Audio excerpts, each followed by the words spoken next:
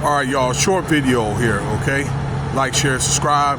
Cash App $ Winston Spivey. Want to send a shout out to Duval County. I used to live out there in Southside Jacksonville in the day.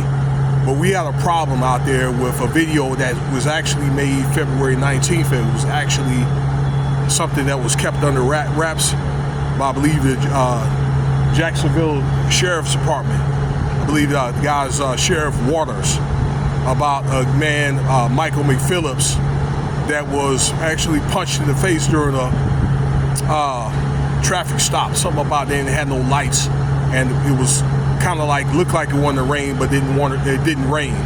So I guess that was the standard. If it was looking like that, then to have the lights on were probably like having like running lights, and I think that's what it was. But I don't think they were specific. Now you can look at the tape yourself. Now let me say this: the guy had possession of marijuana, and he was driving with a suspended license and a couple other things like resisting arrest and all that. Where I think it'll be dropped, but I think the guy had a little history behind him. Okay, and that's probably one of the things that enabled the police to mess with him in the first place. Now,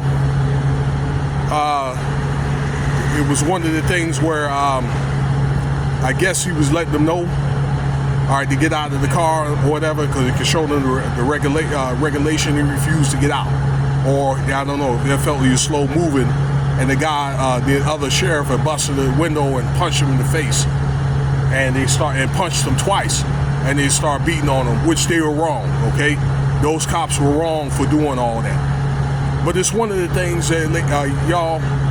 Okay, and I think there'll probably be some type of settlement made. Okay, but the goal is to get those guys out of your face or whatever, all right, and take whatever citation that they need to take. Now, I think it's one of the things where he probably should have let them know, gave him the citation, or tell him, look, you gotta leave his car, told it, and that would have been it. Okay, so I think those police probably need more surgical training on how to probably deal with stuff more properly. But then again, okay, the thing is, you want to cooperate though if you are in that situation or whatever, to get, and just deal with it in court or get a lawyer to deal with it. All right, so that'll kind of try to minimize situations like that where you're gonna get beat up or you're gonna end up getting unalived by the police. All right, a lot of them guys don't want to be there, and a lot of those guys, or that they got miserable lives. So food for thought for the day. Let me know what you think.